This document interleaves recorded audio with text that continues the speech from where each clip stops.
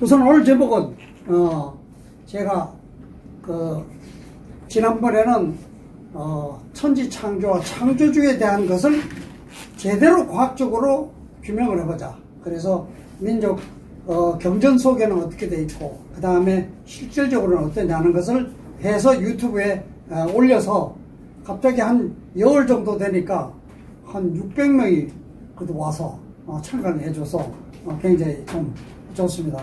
그리고 앞으로 강의하시는 분들 이렇게 유튜브에 계속 올리면서 다른 사람들과 전부 공유할 수 있는 이런 체제를 계속 돌리려고 하고 있습니다. 우선 저는 이번에 인류 탄생에 대해서 우선 경서가 어떻게 되어 있냐. 그 첫 번째 저는 천부경에서 바로 일시무시일 하나에서 시작하나 재해석대로 하면 시작이 없는 하나, 영원한 하나가 있었다. 그런데 이것이 삼극으로 갈라졌는데 하늘과 땅과 인간이다.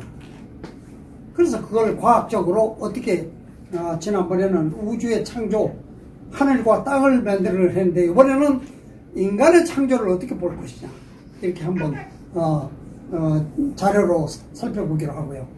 그 다음에 저는 사실 성경에 굉장히 심취했다 그럴까 한때 정말 밤새워서 성경을 읽고 감동을 받은 사람이라서 항상 성경을 또 한번 우리 민족 경서와 비교하기도 하고 인용을 합니다. 근데 보면 우리의 형상대로 인간을 만들자.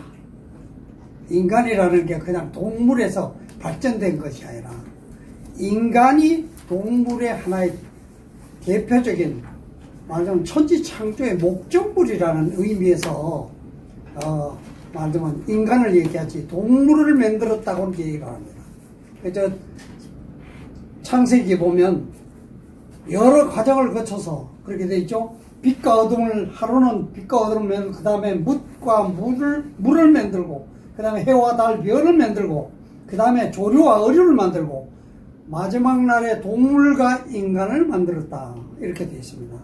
그런데 천부경에는 동물을 만들었다는 얘기가 없고 하늘과 땅과 인간을 만들었다. 사실은 인간을 만들기 위해서 하늘과 땅도 만들었다고 볼 수 있는 바로 우주의 이 빅뱅으로 시작된 우주 창조의 주인공이 무엇이냐? 사람이다. 그런 의미를 담고서 그리고 3일 신고에 보면 하느님이 가장 높은 데 계시면서 큰 덕과 큰 지혜와 큰 힘을 가지고 계신데 본성의 피어난 본성이 살아나면 하느님이 머리 위에 내려와 계신다. 우리는 하느님과 아주 가까운 관계라는 걸 얘기하는 거죠. 천부경에서도 보면 본심 본태양, 우리의 마음은 태양과 같이 밝은 존재들이다. 아무 동물하고 같은 게 아닙니다. 인간은 태양과 같이 밝은 가슴을 갖고 있기 때문에 이걸 밝게 다시 빛나게 하면 하늘과 땅, 음과 양이 모두 인간 속에 하나가 된다. 이것이 바로 우주의 근본과 하나가 된다는 의미를 담고 있습니다. 그리고 또 한 가지는 삼일신고에 보면 사람과 동물을 생물을 세 가지의 근본을 줬는데 성명정 삼진을 줬는데 성은 맞아 감성이라고 볼 수 있고요. 그 다음 명은 생명을 유지하는 기능, 그 다음에 정은 움직이는 기능, 에너지, 이 세 가지를 분류되는데 사람, 동물들은 부분적으로 줬지만 인간에는 모든 것을 줬다. 정말 저는 인간에는 특별한 창조적인 기능을 인간에게 심어줬기 때문에 사실 제가 자료로서 이 그림으로도 만들었지만 그래서 인간의 탄생을 과학적으로 저는 과학이 검증한 범위 안에서 얘기를 합니다. 138억 년 전에 빅뱅이 있은 다음에 100억 년 전에 태양계가 형성이 됩니다. 그 다음에 45억 년 전에 지구별이 만들어졌는데 갑자기 별 하나가 딱 오더니 탁 부딪혀서 튀겨서 옆에서 돕니다. 이게 달이고 이게 지구. 그게 45억 년 전에. 그러니까 이런 것들이 하느님의 존재를 인정하지 않고는 이게 그냥 우연찮게 될 수 없다는 것을 지난번에 말하자면 창조주의에 대한 빅뱅의 속에 이거는 도저히 자연의 법칙에서 있을 수 없는 현상이 계속적으로 생긴다는 것을 얘기해서 창조주의 존재를 얘기했듯이 이 생명도 마찬가지입니다. 그래서 지구가 45억 년 전에 충돌하면서 달과 지구가 만들어지고, 그런데 깜짝 놀랄 것은 45억 년 전에 완전히 불덩어리인데 이것이 10억 년이 지난 다음에도 아직도 지금도 땅속에 엄청난 용암들이 있지 않습니까? 이 에너지 자체가 엄청난 지금 지구의 존재 위에 살아있는데, 여기에 지구부터 35억 년 전에 아직도 말은 지구가 제대로 식지 않은 상태에서 생물이 발견됩니다. 바로 호주에서 단세포 생물이 출현했다. 그래서 이것이 차츰차츰 지나가면서 삼엽충으로, 그 다음에 공룡으로 이렇게 하면서 변화되어서 지구의 말하자면 생명이 점점 더 진화가 되는데, 내가 그림으로 보이려고 그러는데 아름다운 나비나 꽃이나 그리고 새나 공룡, 도롱뇽이나 큰 고래나 그리고 원숭이나 인간들이 전부 다 이게 생물이 진화가 되어서 이것이 무엇이냐. 하느님의 창조는 똑같이 만드는 법이 없습니다. 많은 것을 변화 속에 다양하게 만들어내는. 그래서 700만 년 전에 원숭이가 나타나기 시작합니다. 원숭이가 머리가 좋고 이렇게 상향적이랄까, 그 다음에 걸어갈 수 있는 존재들이 처음으로 700만 년 전에 나오고, 그 다음에 아프리카의 원시, 말하자면 인류 최초의 인간은 아프리카에서 16만 년 전에 시작됐다고 얘기를 합니다. 자료가 공개가 되기가 좀 그러니까 빨리빨리 좀 진행하겠습니다. 그런데 우리는 수없는 생물이 지금 식물에서 동물까지, 말하자면 플랑크톤 바닷속에 식물성 플랑크톤과 동물성 플랑크톤, 식물성 플랑크톤을 잡아먹는 동물성 플랑크톤이 있고, 그걸 잡아먹는 여러 가지 생물이 있으면서 생물이 계속, 저는 영양의 에너지의 하나의 순환이라고 봅니다. 이 조그만 햇빛을 받아서 영양을 축적하는 것을 조금 더 큰 생물이 잡아먹고 에너지를 흡수하면서 계속 생물이 진화를 하고 있는데, 이 과학자들이 이걸 들여다보니까요, DNA를 분석을 해보니까, 이게 DNA가 4가지의 그 화합물이 서로 고리를 만들면서요, 자그마치 인간의 DNA가 30억 개가 나옵니다.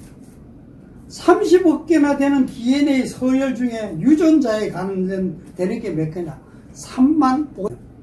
요것에 따라서 사람의 종류와 성격이 달라지고, 요것에 따라서 생물의 성격이 달라진다. 그래서 모든 생물은 하나의 유전자의 변이에서 나왔다.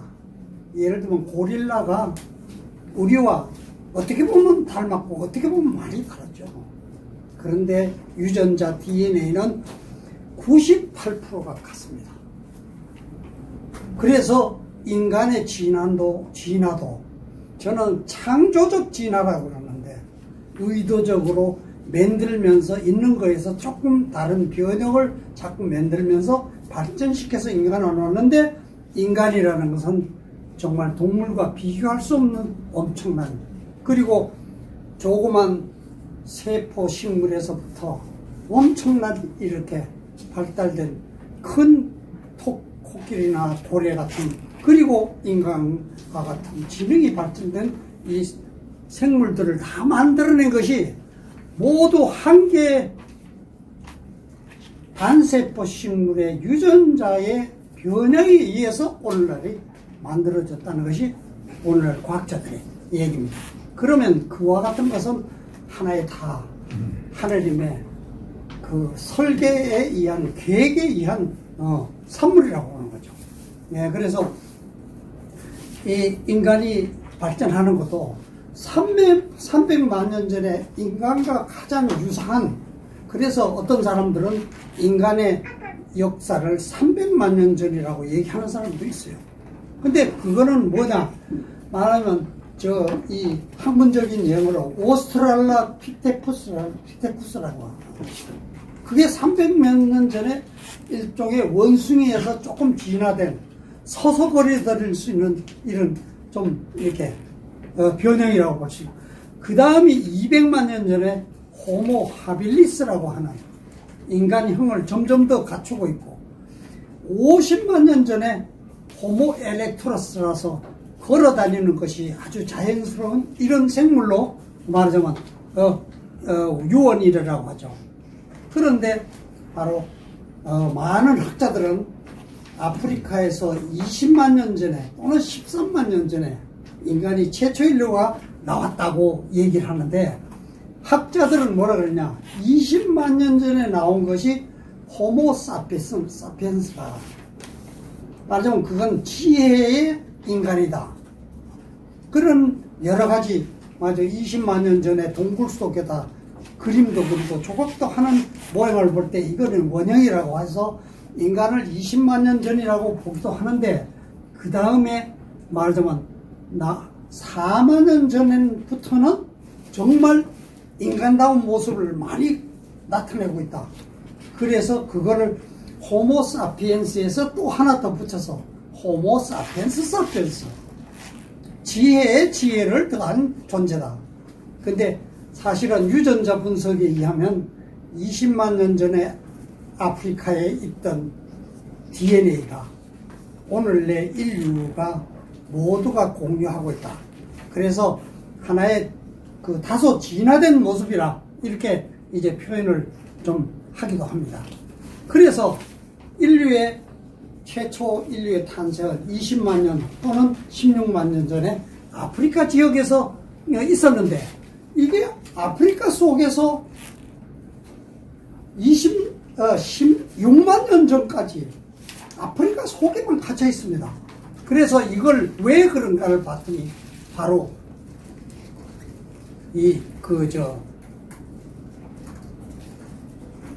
북방에 말하자면 빙하가 아주 극성을 시킵니다.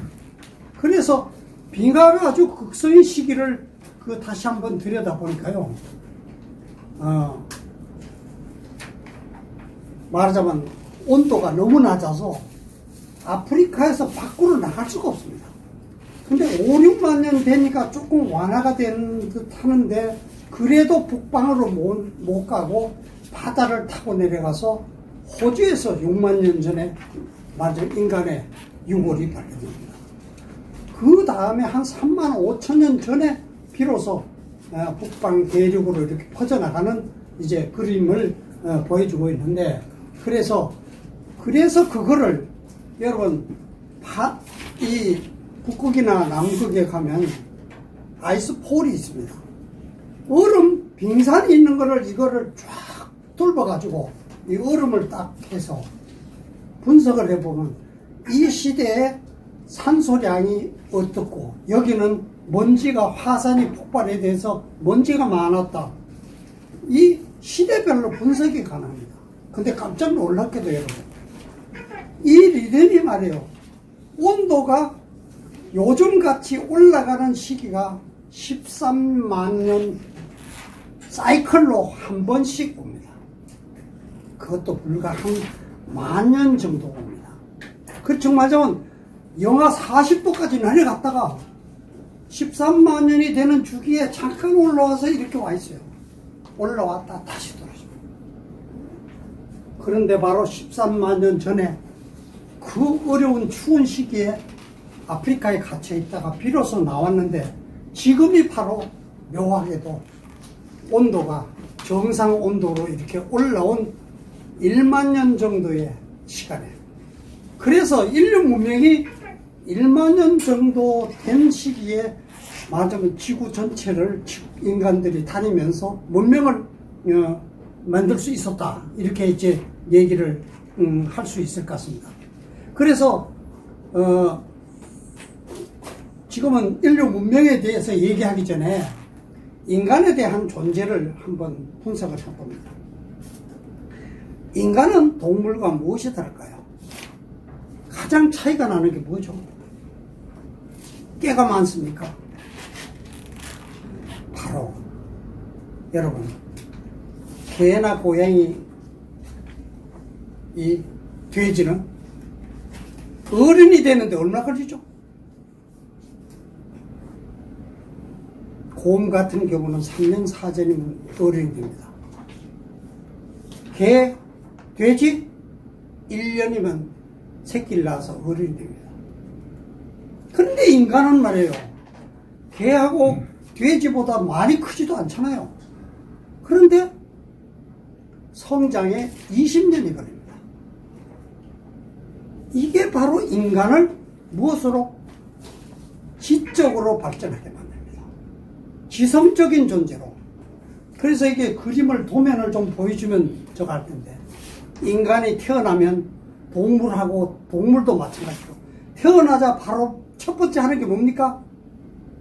적부터 찾습니다. 생존 본능의 매입니다. 눈을 감고도 강아지가 보름 동안이가 눈을 감고 있죠. 헤매고 찾는 게 뭡니까? 적부터 찾습니다.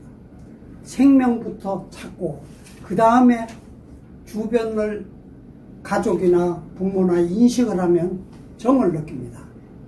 그래서 아이들이 지식이 발전된 사람은 이게 옳고 그르고 판단을 자기 나름대로 하잖아요.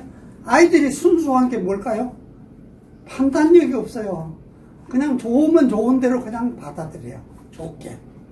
그래서 아이와 같이 되지 않으면 천국에 들어갈 수 없다. 참정계경에도 어린아이가 순수하고 어질다고 얘기하고 있습니다.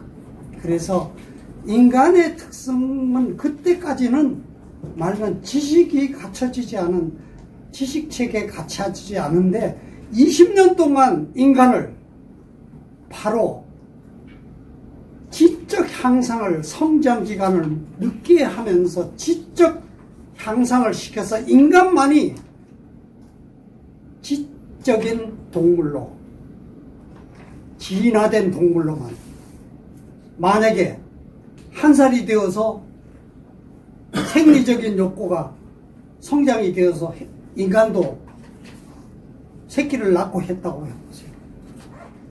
그거는 지적으로 성장할 수가 없습니다, 사실. 그래서 인간은 의도적으로 20년 동안을 성장하면서 부모로부터 배우고 주변으로부터 배워서 지식적인 성장을 해서 어떤 성인으로서의 지식과 체계를 갖춘 다음에 자기의 삶을 또 이렇게 사도록 하는, 그게 아주 중요한 인간적인 설계라고 합니다. 그런데 깨달음에 돌아가는데 차크라라고 있죠. 차크라라는 게 가장 밑에가 뭡니까? 우리 생존 본능의 욕구가 하단전에 있습니다. 다음 단계가 뭡니까? 감성의 단계입니다. 감성이 주변 사람이 잘해주면 아이들이 그냥 웃고 즐거워하죠. 그 다음이 지식을 쌓아갑니다. 머릿속으로 인당을 중심으로 해서 상단전이 열리는데, 이러면 지식이 자꾸 쌓여서, 그러나 인간은 지식을 제로에서 출발하기 때문에 아무리 많이 안다 그래도, 여러분 그런 말이 있죠. 아무것도 아직도 모르고 있다는 것을 아는 것이 아는 것이라는 말이 있습니다. 우리는 우주의 엄청난 지식 속에서 지극히 경험하고 있는 또는 배우고 있는 조그만 것만 우주의 모든 것의 속에서는 지극히 적은 것만 알고 있는, 그래서 아직도 제대로 모르고 있는 상태에서 자기가 다 안다고 생각하고 판정하기 때문에 사회적인 갈등이 생긴다고 볼 수 있습니다. 지식의 불완전성을 인정하지 않고 자기만 똑똑하다 잘한다는 오만 속에 빠져서 이 사회가 혼란 속에 들어가고 있다. 그리고 마지막에는 상단전의 차크라가 바로 무엇입니까? 어느 정도 살고 나면 내가 왜 살지? 이 인생의 의미가 뭐야? 어떻게 살아야 되는 거야? 궁극의 진리가 무엇이야? 이게 바로 상단전으로 열리는, 인간은 바로 이와 같은 체제의 속성을 갖고 있는 일반 동물하고 비교할 수 없는 그런 지식에서 하늘의 지혜를 깨우치도록 설계되어 있는 존재가 인간이다. 그래서 인간은 이와 같은 일반 동물과 현격하게 차이 나는, 그래서 여러분들 이와 같은 지성 덕분에 어떻습니까? 다른 동물이 몇천 년, 몇억 년을 살아도 그냥 사는 대로 살았잖아요. 생존 본능적인 욕구에 의해서 살다 보니까 무엇이나 변화가 있습니까?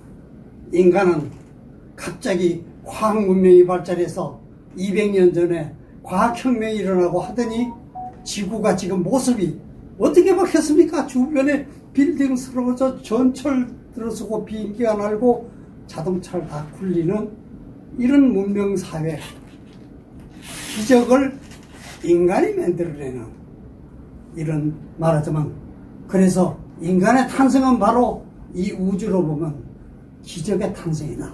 이렇게 인간의 탄생 자체를 한번 분석을 해봤습니다.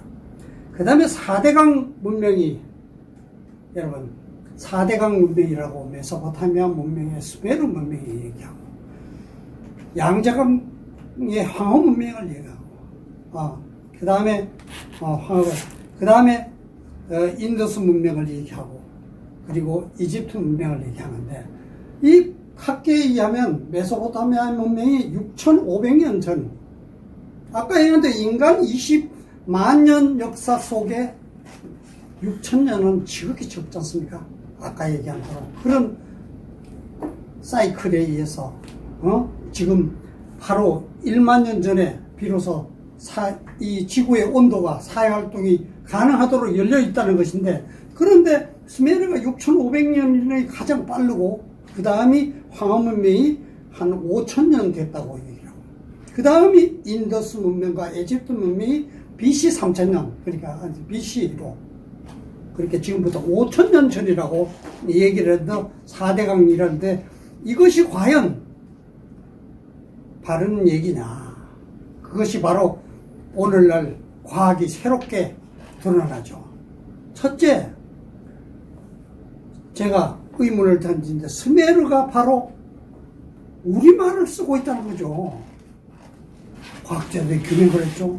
아니 왜 스메르가 우리말을 쓰냐? 이거는 스메르 이전에 우리의 문명이 있다는 하나의 간접적인 것이고, 또 하나는 석가모니가 당군의 후예라고 옥스퍼드에서 사전에 나온다. 이것도 또 여기에 사카족이라는 말하자면 문명이 바로 당군의 후예 문명이라는 것이 나타나고 있는데, 이와 같은 것을 또 인도 북방의 스키타이라는 사카족이라는 것이 대규모로 있다가 이것이 중동으로 이집트로 진출하는 그와 같은 역사적인 세계사 속에 나타나잖아요. 그래서 이런 두 개 문명이 사실은 한민족과 연관이 되어 있다는 것인데, 알다시피 여러분, 바로 요하유역에서 1993년도에 대규모 큰 얘기를, 새로운 사실을 공표하죠. 바로 9,000년 된 문명이 요하 인근에서 이미 발견이 됐다. 그래서 이 문명을 이제 검색을 하고 보니까요. 그리고 최근에 그 네이처 그 지가 말하자면 이 고고학을 연구를 한 아주 중요한 연구 단체인데 여기에서 논문을 2021년 11월에 논문을 냈는데 여기를 보니까 이 요하유역에서 동남쪽으로는 한반도, 일본으로 건너가고 그 다음에 여기에 있는 사람이 터키와 몽골로 언어가 분리되었다. 그 다음에 농사법이라든지 이런 것도 여기가 요하유역의 중심이 되어 있다. 그래서 이걸 생각해 보니까 사실 9000년에 유물이 이미 발견이 됐기 때문에 이걸 통해서 이걸 자료를 좀 척척 보면서 보여드리면 시원시원할 텐데 바로 요하유역이 다른 4대강 유형보다 3000년, 2000년, 4000년이나 앞선 문명이었다는 거죠. 그래서 이걸 인정하지 않을 수 없는 입장에서 보면 바로 우리의 최초 왕국인 환국을 생각하지 않을 수 없다. 그래서 환국을 들어가 보면 예를 들면 홍산 문명에도 이미 선홍산 문명이라는 것이 7000년 BC 7000년부터 9000년 전부터 이미 문명이 있었고 후홍산 문명도 4700년에 문명이 있었고 이렇게 계속 문명이 온 것이 결국은 예를 들면 황하 문명으로 갔을 가능성은 당연히 충분히 있다 이렇게 볼 수 있고요. 그 다음에 네이처지가 분석한 것이 언어입니다. 이 언어가 도대체 계열이 어떻게 되어 왔느냐는 걸 분석을 해보니까요. 바로 네이처 잡지에서 9200년 전에 한국어, 일본어, 퉁구스어, 몽골어, 터키어 5가지의 어원이 9200년 전에 요하유역부터서 형성이 되어 있었다는 논문이 나왔습니다. 그래서 이것을 중심으로 해서 바로 북방계 언어가 발전되어 있고 또 그거에 대한 검증으로 보면 인종학적으로 보면요 북방계가 말하자면 일본과 한국을 거쳐서 만주 몽골로 해서 말하자면 북쪽으로 가고 있는데 이거에 또 아주 흐름이 같은 것이 빗살무늬 토기 아까 얘기하셨는데 이 빗살무늬 토기가 이걸 또 똑같이 따라서 어디까지는 스칸디나비아 핀란드까지 노르웨이까지 갑니다. 거기에 유적이 대규모로 나타나서 이것이 바로 요하 부근의 문명이 그래서 바이칼호가 어디냐 사실은 요하하고 그렇게 멀지 않습니다. 그래서 이 바이칼호와 요하의 유역의 문명이 인류 최초의 문명으로 이제 되고 또 한 가지는 신석기와 청동기 문명을 분석을 하는데 특히 청동기 문명을 분석하면 자료를 탁 보면 되는데 이게 바로 아까 얘기한 그 벨트를 그대로 따라갑니다. 그래서 바로 우리 민족이 가장 일찍 문명을 깨우친 민족으로서 철기와 청동기를 먼저 발굴해가지고 세계로 맞으면 퍼뜨린 민족이라는 근거가 그 다음에 유네스코가 인류 문명의 시원을 하다 보니까 암각화를 가지고 조사를 해서 이 인류 문명을 했는데 요하유역에 여러 가지 고대 유물이 나오는데 알다시피 울주군에 있는 방구대도 참으로 고래잡이라든지 노루사냥이라든지 여러 가지 풍물이 나타나고 있는데 이런 것이 말하자면 그 당시로 볼 때 이것도 말하자면 그리고 탄미가 나왔는데 탄미가 15,000년 전 종자가 이미 청원군에서 나오고 토기도 만 몇천 년 전에 나오고 빗살무늬는 8,000년이 됐다고, 양양에서 발견된 게. 그 다음에 선박도 이미 8,000년 전에 선박을 만들었다. 바로 고래잡이도 이 울주군에 나온 것이 8,000년 된 것이라고 이렇게 하고 있어서 한국이 말하자면 이런 문명이 가장 일찍 된 것이라는 것이 유네스코에서 인정을 받은 걸로 이렇게 나와 있고요. 그 다음에 우량하 교수가 이 아까 얘기한 쌀농사를 분석하다 보니까 한반도에서 종자가 11,000년 전에 15,000년 내지 7,000년 전에 청원군에서 벽시 종자가 나왔는데 이것이 호남 중국으로 건너간 게 10,000년, 11,000년 전에 건너간 걸로. 그래서 근원이 바로 한민족이고 이라는 것을 드러낸 근거가.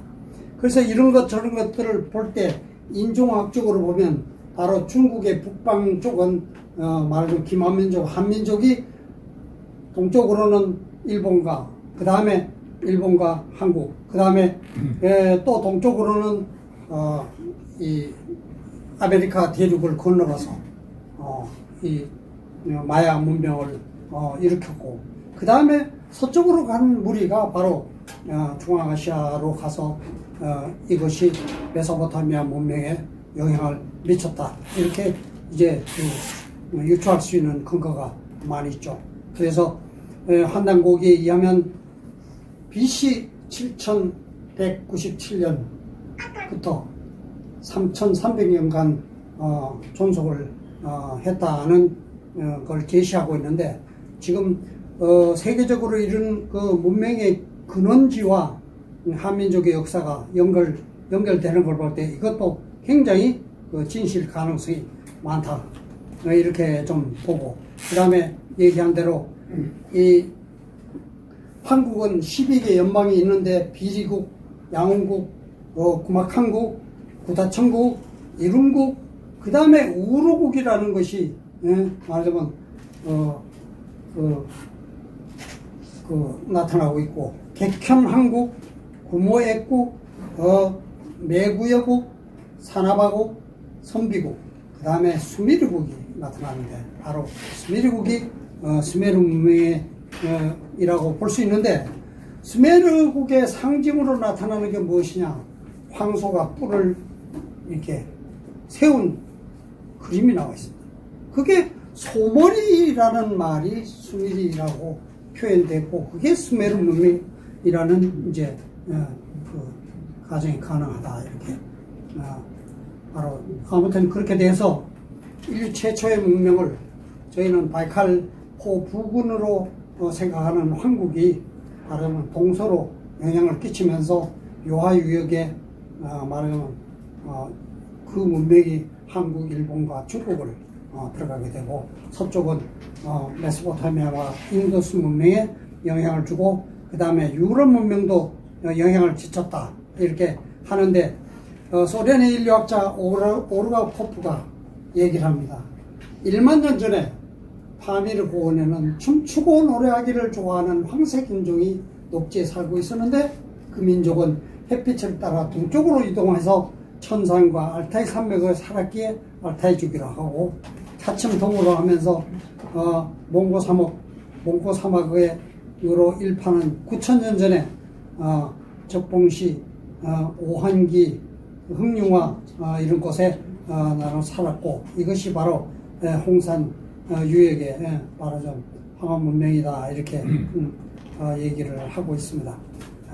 그래서 결국은 인류 최초의 문명이라고 하는 수메르 문명이나 인더스 문명이나 이런 것들이 사실 우리 한민족과 연관성이 다 있다는 것이 깜짝 놀랄 일이고, 그렇게 유지하려면 또 중국에는 치우천왕이 다스렸던 강력의 묘족이 바로 호남성에 중남부 쪽에 있는 호남성에 치우천왕의 동상을 세워놓고 모시고 있죠. 그래서 우리가 대한민국 하면서 우리가 그 치우천왕의 상징인 붉은 악마를 외칠 때 거기 있는 사람들이 아니 우리 조상인데 왜 거기서 들고 일어났냐. 한민족이 바로 같은 한민족이라는 걸 아직 인지 못하고 있어서 그런 오해가 생긴 것 같은데, 아무튼 이제 지금 묘족이, 중국이 지금 분열을 앞두고 있는데 묘족이 독립선언을, 우리는 한민족이다, 우리는 중국 민족하고 다르다고 지금 독립선언을 한다는 얘기가 또 나와 있죠. 그래서 이와 같은 여러 가지 여건을 감안해 볼 때 이게, 그리고 또 최근에 발견된 것이 여러 가지가 있습니다. 아일랜드에도 우리 한반도에 있는 고인돌이 세계의 40%, 만주 지역까지 하면 70%가 고인돌 문화인데, 이것이 사방으로 흩어져 가지고 아일랜드에도 나타나고 있고, 그 다음에 어디 하면 스페인에도 나타나고 있는데, 스페인에 있는 바스크라는 지역이 있는데, 이 지역 사람들이 우리는 한민족이다, 우리는 독립국을 만들고 싶다, 지금 이렇게 외치고 있습니다. 어떻게 해서? 바로 우리가 인류 최초의 문명을 여는 문명의 부모이기 때문에 동쪽으로 서쪽으로 사방에 한민족의 그 흐름이 이어졌다고 생각하지 않을 수 없다. 네, 그리고 최근에 얘기 들으셨죠. 영국의 황실이 우리도 동이족이라고 얘기를 합니다. 그래서 어떻게 됐냐고 해봤더니 바로 영국 앵글로 섹슨이라는 게 말이죠. 바로 그 덴마크하고 그 프랑스 그쪽 지역, 독일 그쪽에 지역에 앵글족이 있고 섹슨족이 있는데, 섹슨 지방이 있는데, 이 섹슨 지방이 훈족이 있던 지역이에요. 훈족이 뭡니까? 환족입니다. 환국의 민족이 환족입니다. 이 환족이 영국을 건너가서 앵글로 섹슨 민족으로 해서 영국의 왕실이 됐다 이거야. 그러면 그 우리 민족이 동쪽에 한국에서 왔다고 얘기를 할 정도니, 이게 바로 한민족이 바로 4대강 문명 어디를 봐도 우리보다 2003년, 3000년 뒤져 있고, 그리고 그 인류 최초의 문명을 열은 한민족이 동쪽에는 바다 건너 아메리카에도 들어가 있고, 서쪽으로는 핀란드와 영국과 스페인까지 도처에 아직도 흔적이 없는, 제대로 나타나고 있지 않는 한민족이 도처에 있다는 것은 바로 한민족이 인류 최초의 문명을 열었기 때문에 그 근거로 볼 수밖에 없다. 이제 이런 생각을 하는데, 깜짝 놀라는 것은요, 스페인의 바스크 지역에 고인돌이 나타나고 있는가 하면 여기 있는 거하고 같죠. 그 다음에 그 삼조고 무늬가 유적에서 나타났어요. 그래서 이 인류 최초의 문명은 정말 어려움 속에서 인류를 밝게, 문명을 밝게 일깨울 민족이기 때문에, 그래서 격암유록에는 한민족을 부모의 국가라고 말하더라고요. 바로 문명을 일깨운 한민족을 일컬어서, 그래서 21세기에 바로 그와 같은 인류 최초의 문명을 일깨워서 서로 돕고 사는 선순사상을 만든 한민족이 다시 한번 어둠 속에 깊이 잠겨 있다가 다시 그 빛을 다시 한번 바라면서 세계를 구원할 그런 민족으로 재부활을 하게 되는데, 바로 그 민족이 새로운 시대를 이끌 핵심 민족이 바로 성배 민족이라고, 바로 1920년대 오스트리아의 학자가 성배 민족이 큰 지구 운명의 큰 변화의 과정에서 나타나지 않을 수 없다. 이 성배 민족은 어렵게 남의 나라에 핍박받고 어렵게 살았지만 아주 높은 의식을, 밝은 의식을 갖고 있는 민족이다. 이제 우리가 세계를 향해서 이제 뻗어나가는 아프리카의 수도 없는 나라에서 식량을 구제를 하는 게 아니라 씨앗을 품종 개량을 해서 그 사람들이 자급자족을 하도록 만들어주고, 몽골의 사막에 가서 나무를 심어서 숲을 만들어주고, 세계를 향해서 뻗어나가는 한민족이 지금 기운이 문화 속으로, 그 다음에 첨단 과학, 기술, 방위산업으로 지금 세계를 향해서 아주 그 큰 힘을 지금 하고 있는데, 이 힘이 저절로 생기는 것이 아니라 어떤 의미에서 큰 기운에 의해서 한민족이 다시 한번 세계를 이끌 수 있는 토대를 이미 계획된 그림대로 지금 만들어가고 있는 것이고, 중국은 민족별로 분열되지 않을 수 없는 입장에서 분열되면 만주몽골이 우리와 소설단에 의해서 담을해서 한민족이 하나가 된다. 남북 통일에 이어서 만주몽골이 하나가 된다면, 그 다음에 카자흐스탄 당군 동전을 쓰고 있는 카자흐스탄이 우리 보고 우리 자원 전부 다 한국에서 가져가세요. 헝가리가 우리 한겨레란 말이 헝가리로 바뀌었어요. 우리 같은 민족입니다. 터키가 우리 형제국입니다.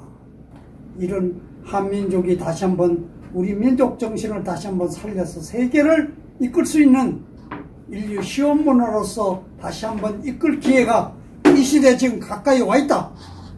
여러분, 여기에 계신 분들은, 또 이 시대를 사는 사람들은 모두가 이 시대의 주인공이기 때문에 이것을 열심히 단련하고 준비를 해서 세계를 향해서 같이 나가야 된다.